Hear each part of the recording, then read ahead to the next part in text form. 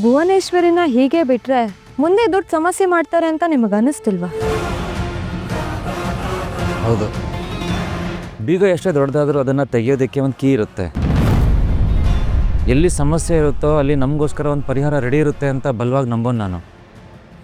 ಇಲ್ಲಿ ಒಂದು ಮುಖ್ಯವಾದ ವಿಷಯ ಗಮನಿಸಬೇಕು. ಏನು ವಿಷಯ? ಈ ಭುವನೇಶ್ವರಿ ಅವ್ರಿಗೆ ನಮ್ಮ ಆಸ್ಪತ್ರೆ ಒಂದು ನೆಪ ಅಷ್ಟೇ. ಮೊದಲು 150 ಕೋಟಿ ಸಾಲದ ನೆಪ ಇಟ್ಕೊಂಡು ಆಟಾಡ್ಸಿದ್ರು. ಈಗ ಆಸ್ಪತ್ರೆ ಎದುರಿಗೆ ಇಟ್ಕೊಂಡಿದ್ದಾರೆ. ಆದರೆ ನಿಜವಾದ ವಿಷಯ ಬೇರೆ ಇದೆ. ಅಂದರೆ ನಿಜವಾದ ವಿಷಯ ಕೈಗೂಡಿದ್ರೆ ಅವರು ಹಾಸ್ಪಿಟಲ್ ಬಗ್ಗೆ ಯೋಚನೆ ಮಾಡಲ್ಲ ಅಂತನಾ? ಎಕ್ಸಾಕ್ಟ್ಲಿ. ಇಂಥವ್ರು ಅವ್ರು ಅಂದ್ಕೊಂಡಿದ್ದು ಸಾಧಿಸೋದಕ್ಕೆ ಯಾವ ಮಟ್ಟಕ್ಕೆ ಬೇಕಾದರೂ ಇಳಿತಾರೆ. ಅದನ್ನೇ ನಾವೀಗ ನೋಡ್ತಾ ಇರೋದು. ಹಾಗಂತ ಮೂಲ ಉದ್ದೇಶ ಈಡೇರಿದ್ರೆ ಅವ್ರಿಗೆ ಆಸ್ಪತ್ರೆ ತಂಟೆಗೆ ಬರ್ದೇ ಇರ್ಬೋದು. ತಾನಾಗಿ ಹಿಂದೆ ಸರಿದ್ರೂ ಆಶ್ಚರ್ಯ ಇಲ್ಲ. ಆದರೆ ಸದ್ಯಕ್ಕೆ ಏನಾದರೂ ಸೊಲ್ಯೂಷನ್ ಬೇಕಲ್ವಾ? ಇರೋದು ಒಂದೇ ಒಂದು ಸೊಲ್ಯೂಷನ್. ತಕ್ಷಣ ಲೀಗಲ್ ಆ್ಯಕ್ಷನ್ ತಗೋಬೇಕು. ಆಗಲೇ ಲಾಯರ್ನ ಮೀಟ್ ಮಾಡಿದ್ದೀನಿ. ಇದರಿಂದ ಆಚೆ ಬರೋದಕ್ಕೆ ಕೋರ್ಟಲ್ಲಿ ಫೈಟ್ ಮಾಡೋದು ಒಂದೇ ನಮ್ಮ ಎದುರುಗಡೆ ಇರೋ ಪರಿಹಾರ. ನೋ ನೋ ನೋ, ಆ ತಪ್ಪು ಮಾತ್ರ ಯಾವುದೇ ಕಾರಣಕ್ಕೂ ಮಾಡಬೇಡ. ಏಕೆ, ಏನಾಯ್ತು? ಇಷ್ಟೆಲ್ಲ ಮಾಡಿರೋ ಭುವನೇಶ್ವರಿ ಯಾಕೋ ತುಂಬ ಡೇಂಜರಸ್ ಅನಿಸ್ತಿದ್ದಾಳೆ. ನಮ್ಮ ಕಡೆಯಿಂದ ಸ್ಟ್ರಾಂಗ್ ಸಾಕ್ಷಿಗಳನ್ನು ರೆಡಿ ಮಾಡಿ ಇಟ್ಕೋಬೇಕು. ಸೊ ಅಲ್ಲಿ ತನಕ ಅವಳನ್ನ ಮೀಟ್ ಮಾಡೋದಾಗ್ಲಿ ಕೋರ್ಟ್ಗೆ ಹೋಗೋದಾಗ್ಲಿ ಅದನ್ನೆಲ್ಲ ಮಾಡಿದ್ರೆ ನಮಗೆ ಉಲ್ಟಾ ಹೊಡೆಯುತ್ತೆ.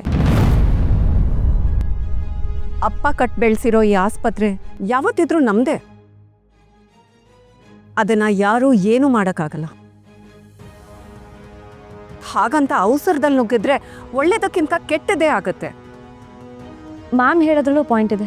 ಎಷ್ಟೋ ಕೇಸು ವರ್ಷಾನುಗಟ್ಲೆಯಿಂದ ಕೋರ್ಟಲ್ಲೇ ಅಲ್ವಾ? ಕೇಸ್ ಇನ್ನೂ ನಡೀತಾ ಇದೆ ಹೊರತು ಅದಕ್ಕೆ ಸೊಲ್ಯೂಷನ್ ಮಾತ್ರ ಸಿಕ್ಕಿಲ್ಲ. ಅದು ಅಲ್ಲದೆ ಭುವನೇಶ್ವರಿಗೆ ದೊಡ್ಡ ದೊಡ್ಡ ವ್ಯಕ್ತಿಗಳ ಪರಿಚಯ ಇದೆ, ಇನ್ಫ್ಲೂಯೆನ್ಸ್ ಚೆನ್ನಾಗಿದೆ. ಅವಳು ಏನು ಬೇಕಾದರೂ ಮಾಡ್ಬೋದು, ಹೆದ್ರವಳು ಅಲ್ಲ. ಸರಿ, ಹಾಗಿದ್ರೆ ಇದಕ್ಕೆ ಬೇರೆ ಥರದೇ ಯೋಚನೆ ಮಾಡಬೇಕಾಗುತ್ತೆ.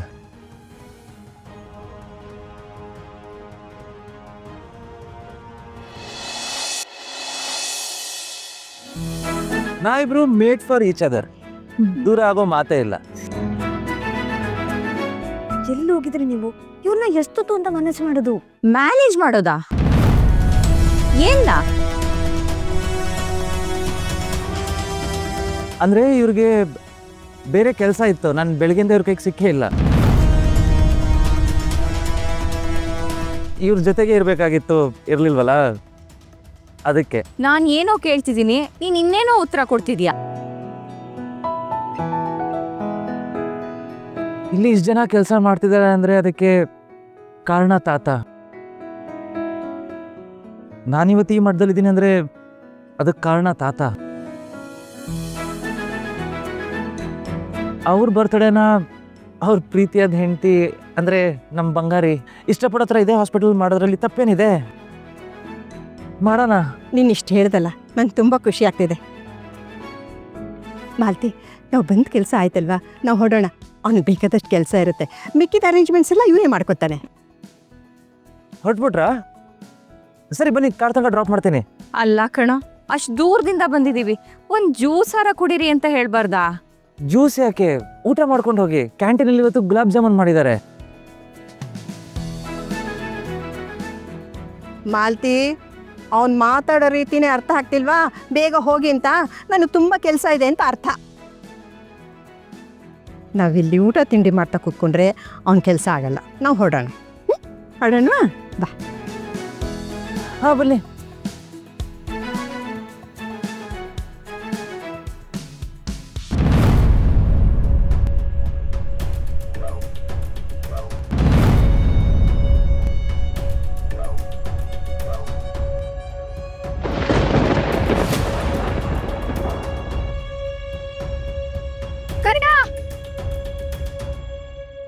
ಏನಮ್ಮ?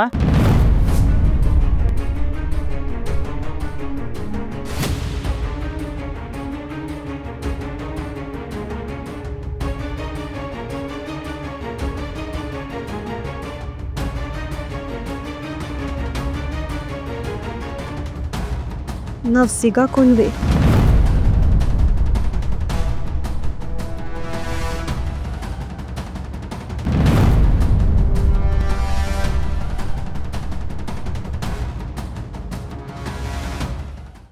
ಕರ್ಣ, ಏನೋ ಇದು?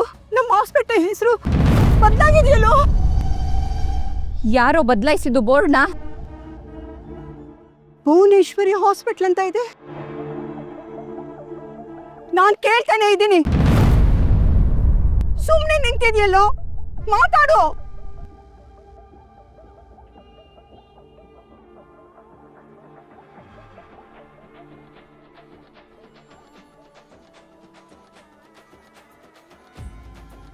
ನಿಧಿ, ಇರೋ ವಿಷಯ ಹೇಳ್ಬಿಡೋಣ. ಮುಚ್ಚಿಡೋದ್ರಲ್ಲಿ ಅರ್ಥ ಇಲ್ಲ. ಏನೋ ಸತ್ಯ? ಏನ್ ಮುಚ್ಚಿಟ್ಟಿದ್ಯಾ ಹೇಳು. ಅಜ್ಜಿ, ಮಿಡಿಯಿತು ಹೃದಯ ಅಂತ. ಏನೋ ನೀನು ಹಾಸ್ಪಿಟ್ಲ್ ಹೆಸರು ಭುವನೇಶ್ವರಿ ಅಂತ ಚೇಂಜ್ ಆಗಿದೆ ಯಾಕೆ ಅಂತ ಕೇಳ್ತಿದ್ರೆ ಮಿಡಿತು ಹೃದಯ ಅಂತ ಹೇಳ್ತಿದ್ಯಲ್ಲ, ಏನಾಗಿದೆ ನಿನಗೆ? ಬಂಗಾರಿ, ಮಿಡಿಯಿತು ಹೃದಯ ಅಂತ ಒಂದು ಕನ್ನಡ ಫಿಲ್ಮ್. ಅದಕ್ಕೂ ನಮ್ಮ ಹಾಸ್ಪಿಟಲ್ ಬೋರ್ಡ್ಗೂ ಏನೋ ಸಂಬಂಧ? ಅದರಲ್ಲಿ ಹೀರೋ ಹಾಸ್ಪಿಟಲ್ ನಡೆಸ್ತಾ ಇರ್ತಾನೆ. ಆ ಫಿಲ್ಮ್ ಕೆಲವು ಸೀಕ್ವೆನ್ಸ್ನ ನಮ್ಮ ಹಾಸ್ಪಿಟಲಲ್ಲೇ ಶೂಟ್ ಮಾಡ್ಕೋತೀನಿ ಅಂತ ರಿಕ್ವೆಸ್ಟ್ ಮಾಡ್ಕೊಂಡ್ರು. ತುಂಬ ಇಮೋಷ್ನಲ್ ಸ್ಟೋರಿ ಅಂತೆ. ಅಮ್ಮ ಮಗನ ಕತೆ. ಅದಕ್ಕೆ 2 ದಿವಸ ಹಾಸ್ಪಿಟಲ್ನ ಸಿನಿಮಾ ಶೂಟಿಂಗ್ ಕೊಟ್ಟಿದ್ದೀನಿ. ಬೋರ್ಡ್ ಯಾಕೆ ಚೇಂಜ್ ಮಾಡಿದ್ರಂತೆ?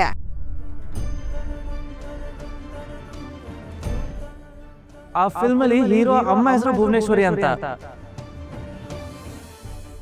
ಅದಕ್ಕೆ ಬೋರ್ಡ್ ಚೇಂಜ್ ಮಾಡಿದ್ದಾರೆ. ಓ, ಅಷ್ಟೇನಾ? ನಾನು ಏನೇನೋ ಅಂದ್ಕೊಂಡು ಹೆದರ್ಕೊಂಡ್ಬಿಟ್ಟೆ. ಹೌದು, ಯಾರಂತೆ ಹೀರೋ? ಯಾರೋ ಹೊಸಬ, ಅರ್ಜುನ್ ಅಂತ. ಅರ್ಜುನ್ ಅಂತನಾ? ಯಾರೋ, ನಾನು ನೋಡಿಲ್ಲ. ನೀನೇ ಹೀರೋ ಬಂದಿತ್ತಲ್ಲ, ಹೇಗಿದ್ರು ಡಾಕ್ಟ್ರು, ಚೆನ್ನಾಗೂ ಕಾಣ್ತಿದ್ದೆ. ಬಂಗಾರಿ, ಇರೋ ಕೆಲಸನೇ ಮಾಡಕ್ ಟೈಮ್ ಸಾಲ್ತಾ ಇಲ್ಲ. ಬಾ ಹೋಗೋಣ.